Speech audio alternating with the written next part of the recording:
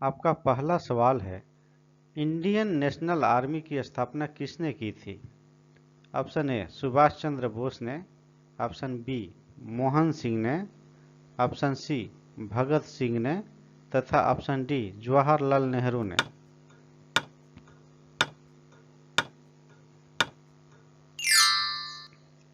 आपका सही जवाब है ऑप्शन बी मोहन सिंह ने। दोस्तों, आज़ाद हिंद फौज का गठन 1942 ईस्वी में ब्रिटिश सेना के एक अधिकारी मोहन सिंह के नेतृत्व में हुआ था। इसका गठन द्वितीय विश्व युद्ध के दौरान दक्षिण पूर्व एशिया में जापानियों की सहायता से किया गया था। आपका अगला सवाल है, विश्व का सबसे तेज दौड़ने वाला जानवर कौन सा है? ऑप्शन ए घोड़ा, ऑप्शन बी शेर, ऑप्शन सी चीता तथा ऑप्शन डी हिरण।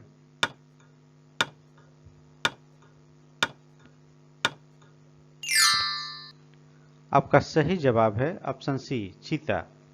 दोस्तों, विश्व का सबसे तेज दौड़ने वाला जानवर चीता है, जो अधिकतम 104 किलोमीटर प्रति घंटा से लेकर 120 किलोमीटर प्रति घंटा की गति तक पहुंच सकता है। हालांकि यह रफ्तार कुछ सेकंड या कम दूरी के लिए बनाए रख सकता है। आपका अगला सवाल है, सेब की खेती किस राज्य में सबसे अधिक होती है? Option A Uttarakhand, option B Himachal Pradesh, option C Kashmir तथा ऑप्शन डी सिक्किम।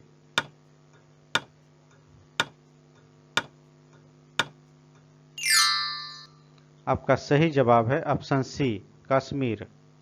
दोस्तों, देखा जाए तो दुनिया में सबसे ज़्यादा सेब की खेती चीन में होती है, परंतु देखा भारत में जम्मू और कश्मीर तथा उसके साथ साथ हिमाचल प्रदेश में भी सेब का उत्पादन सबसे ज़्यादा होता है। आपका अगला सवाल है, पोलियो वैक्सीन की खोज किसने की थी? Option A Jonas Salk, option B Edward Jenner, option C Louis Pasteur तथा ऑप्शन डी रॉबर्ट कोच।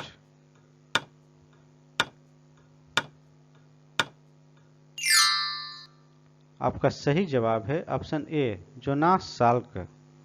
दोस्तों, 1950 के दशक की शुरुआत में अमेरिकी चिकित्सक जोनास साल्क ने पहला सफल टीका बनाया। साल्क ने 1953 में अपने परिवार पर और एक साल बाद कनाडा, फिनलैंड और अमेरिका में 16 लाख बच्चों पर यह मृत विषाणु का टीके का परीक्षण किया। आपका अगला सवाल है, भारत का सबसे बड़ा जूट उत्पादक करने वाला राज्य कौन सा है? Option A Assam, option B Bihar, option C Paschim Bangal तथा ऑप्शन डी ओडिशा।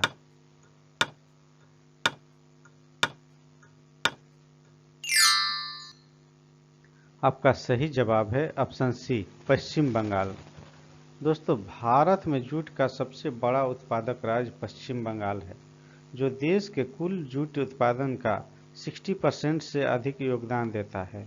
पश्चिम बंगाल के बाद असम और बिहार प्रमुख जूट उत्पादक राज्य है। आपका अगला सवाल है, भारतमाला परियोजना किससे संबंधित है? Option A railway, option B सड़क परिवहन, ऑप्शन सी जलमार्ग तथा ऑप्शन डी वायु मार्ग।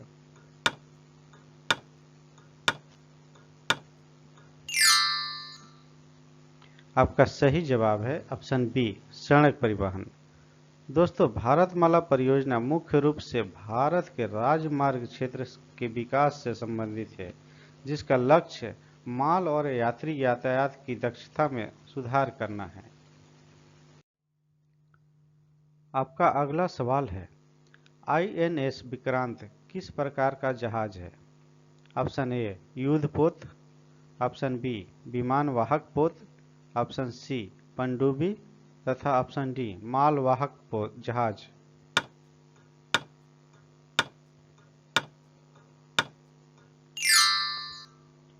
आपका सही जवाब है ऑप्शन बी विमानवाहक पोत। दोस्तों, INS विक्रांत भारत का पहला स्वदेशी रूप से निर्मित विमानवाहक पोत है।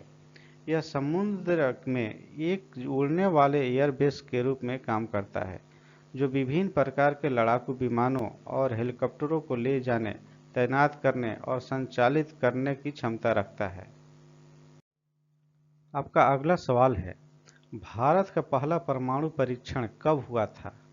ऑप्शन ए 1965 ईस्वी में, ऑप्शन बी 1974 ईस्वी में, ऑप्शन सी 1998 ईस्वी में, तथा ऑप्शन डी 2000 ईस्वी में।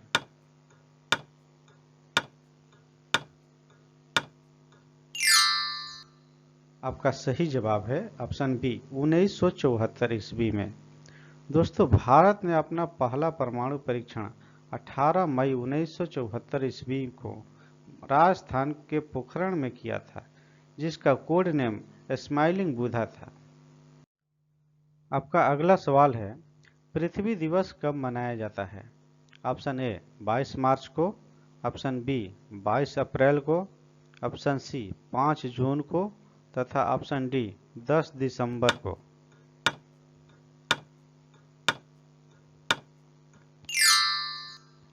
आपका सही जवाब है ऑप्शन बी 22 अप्रैल को। दोस्तों, पृथ्वी दिवस हर साल 22 अप्रैल को मनाया जाता है। इसकी शुरुआत 1970 ईस्वी में हुई थी और इसका उद्देश्य पर्यावरण संरक्षण के प्रति जागरूकता बढ़ाना तथा पृथ्वी को स्वच्छ और सुरक्षित रखने की आवश्यकता पर जोर देना है। आपका अंतिम सवाल है, भारत का राष्ट्रीय ध्वज किसने डिजाइन किया था?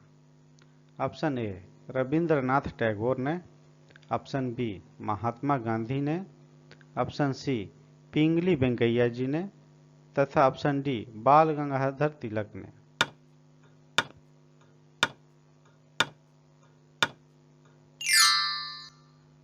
आपका सही जवाब है ऑप्शन सी पिंगली वेंकैया जी ने। दोस्तों, भारत के राष्ट्रीय ध्वज को स्वतंत्रता सेनानी पिंगली वेंकैया ने डिजाइन किया था।